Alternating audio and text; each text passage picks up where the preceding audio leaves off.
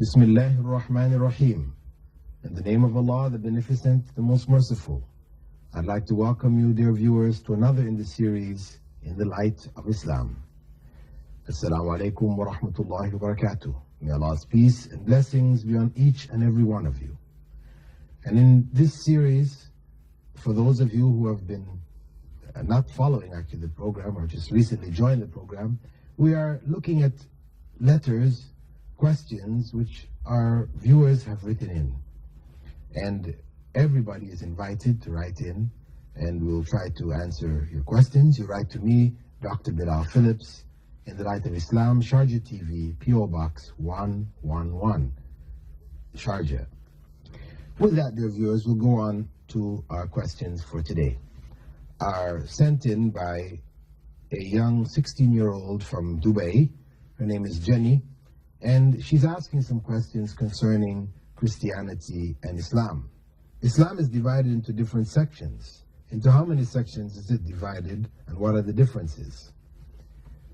Actually, in the case of Islam, it is not divided into sections as we find in Christianity. We have a splinter group, which is known as the Shiites, who represent about 10 or to 12% of the basic body of Muslims, but they are a minority, and even this splinter group do not have a different scripture than the main body of Muslims. The Quran is one Quran. Nobody claims to hold a Quran which has less chapters or more chapters or different verses, or so it's one book. The deviation which took place with the Shiite group is that they have given some of the attributes of God to man. The so-called Imams have been given some of the attributes of God, and this is how they deviated from the mainstream of Islam.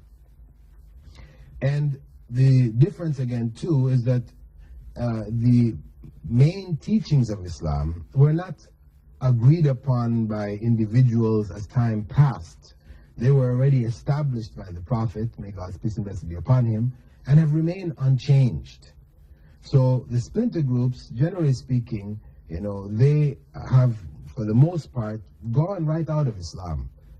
Some have an aspect to remaining in Islam, some groups amongst the Shiites, but certain groups from them, for example, the Ismailis, the Aga Khanis, the Nusayris of Syria, and other groups like the Baha'is, others of these groups, these have left Islam altogether. I mean, they've broken the very fundamental principles and beliefs in Islam. But suffice to say that they represent no more than 12%, 13% of the main body of what is known as Muslims. So Islam represents one body, and the fact that some people may break away doesn't, negate or cancel the validity of the main text.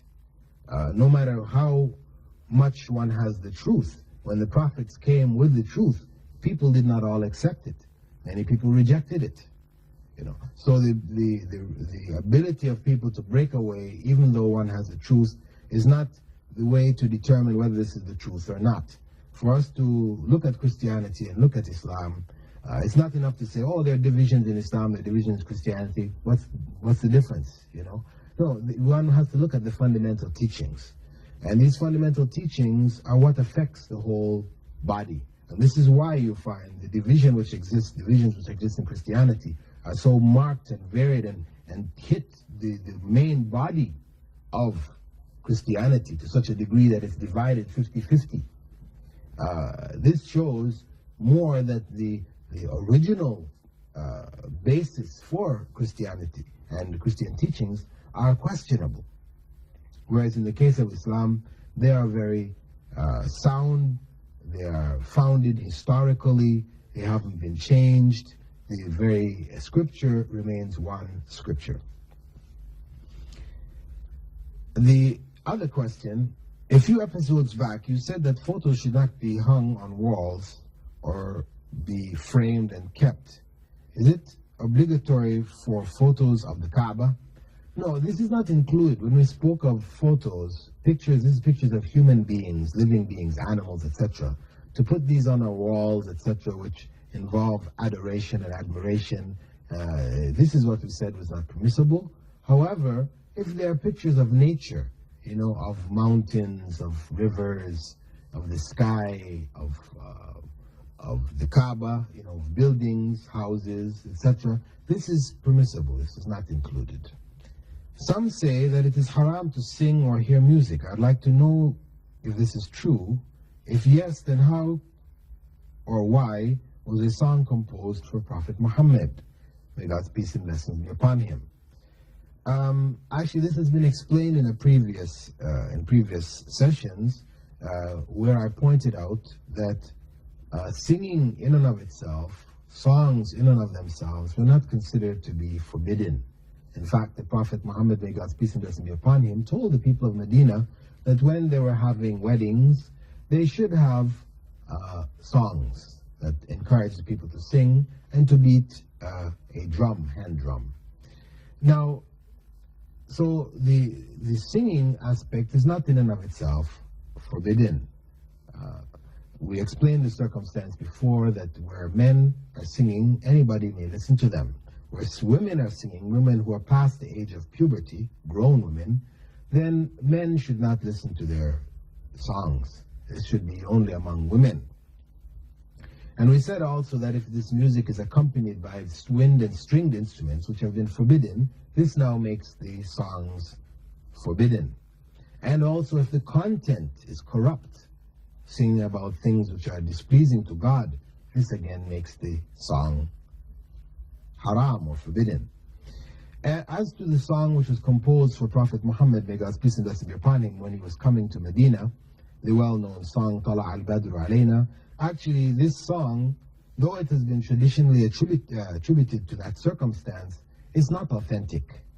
It is a song which is no harm for us to sing that song, but it is not historically authentic to say that it was actually composed and sung at the time when the Prophet Muhammad, may God's peace and be upon him, entered Medina. With that, dear viewers, I'd like to conclude this segment of the program, and we'll be going on to some other questions in the next segment. I hope the points that have been explained here have been of some benefit to you all, and I hope you'll continue to watch the coming segments. With that, dear viewers, I bid you all farewell. Wassalamu alaikum wa rahmatullahi wa barakatuh.